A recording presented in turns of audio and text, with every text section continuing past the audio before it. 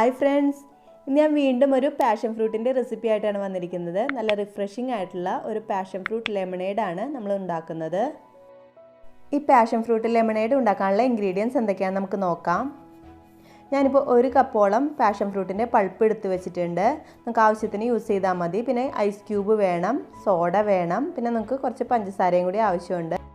ഞാനിപ്പോൾ ഈ ഒരു ഗ്ലാസ്സിലാണ് ലെമണേഡ് ഉണ്ടാക്കുന്നത്. അപ്പോൾ അതിനായിട്ട് ജസ്റ്റ് ഒരു ഡെക്കറേഷൻ ചെയ്യാനായിട്ട് ഈ പാഷൻ ഫ്രൂട്ടിൻ്റെ പൾപ്പിലൊന്ന് മുക്കിയതിന് ശേഷം നമുക്ക് ഇത് പഞ്ചസാരയുടെ ആ ഒരു തരിയിലേക്കൊന്ന് ഇതുപോലെ ചുറ്റിച്ച് കൊടുക്കണം. അപ്പോൾ അറ്റത്ത് മാത്രം ഒരു പ്രത്യേക ഡിസൈനായിട്ട് വരും.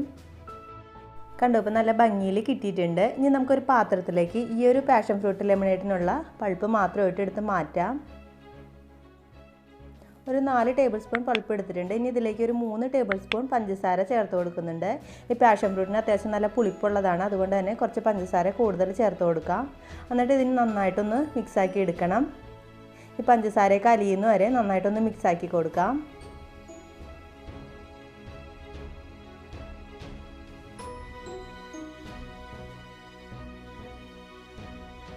ഇപ്പോൾ പഞ്ചസാര നന്നായിട്ട് അലിയിച്ചെടുത്തിട്ടുണ്ട്. ഇനി നമുക്ക് ലെമണേഡ് റെഡിയാക്കാം.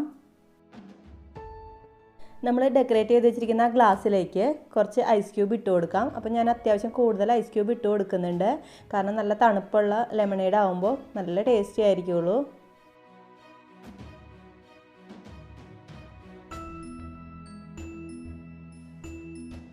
ഇപ്പോൾ ഐസ് ക്യൂബൊക്കെ ചേർത്ത് കൊടുത്തിട്ടുണ്ട്. ഇനി നമുക്ക് ഈ ഒരു പൾപ്പ് ഇതിലേക്ക് ഇട്ട് കൊടുക്കാം.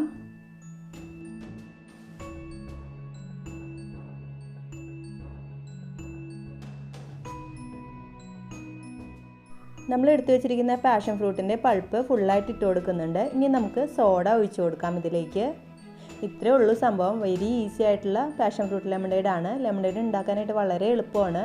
എന്തെങ്കിലും ഒരു ജ്യൂസോ പൾപ്പോ ഉണ്ടെങ്കിൽ അതിനകത്തോട്ട് സോഡ ചേർത്താൽ ലെമണേഡ് റെഡിയാവും.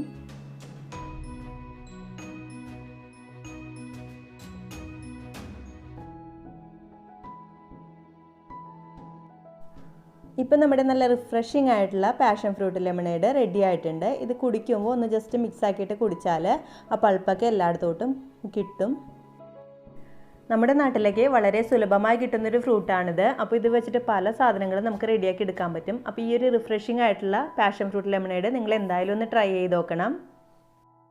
എൻ്റെ ഈ റെസിപ്പി നിങ്ങൾക്ക് ഇഷ്ടപ്പെടുകയാണെങ്കിൽ ഇതുപോലെയുള്ള പുതിയ റെസിപ്പീസ് കിട്ടുന്നതിനായിട്ട് എൻ്റെ ചാനൽ ഒന്ന് സബ്സ്ക്രൈബ് ചെയ്യാനായിട്ട് മറക്കരുത്. താങ്ക്